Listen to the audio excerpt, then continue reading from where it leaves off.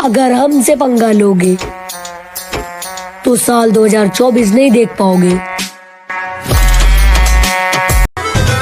केहू ना बुझता वे प्यार के हो, जियल ना जाई बिना यार के हो। अब आयु जुदाई ना हमसे सहाय, हाय रे प्रीतिया जार है। दिसंबर का सदमा हमें याद है, अंधा कानून झूठी ये सरकार है ये बुनियाद। हमें तो हमारे अपने ही देखकर जल जाते हैं, कैरों की तो बात ही छोड़ो।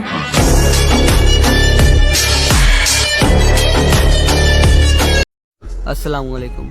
पूरी दुनिया के मुसलमानों से मेरी गुजारिश है कि इंडिया में एक फिल्म रिलीज होने लगी है जिसका नाम है अल्लाह के बंदे। अल्लाह पाक कुरान पाक में फरमाते हैं कि अगर तुम अपने लोगों की नज़रों में मुझे रद्द करोगे तो मैं तुम्हें अपनी नज़रों में रद्द करूंगा।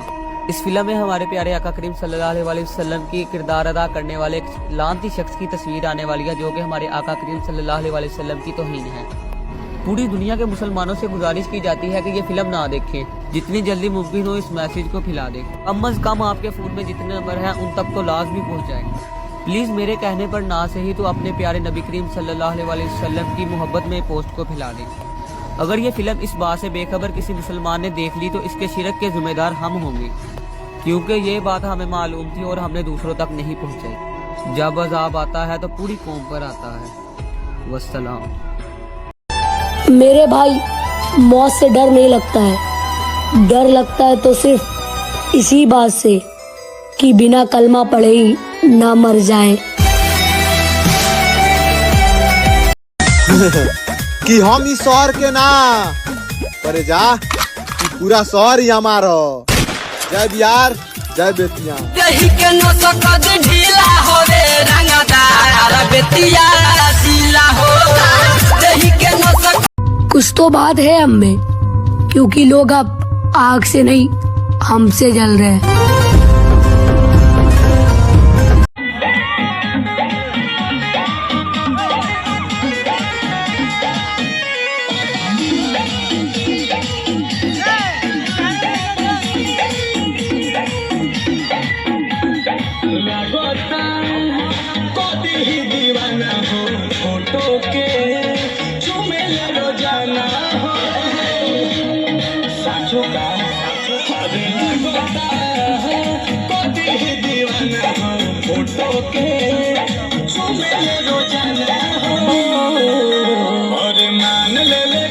हमके कहती मान ले दिया हमके कहती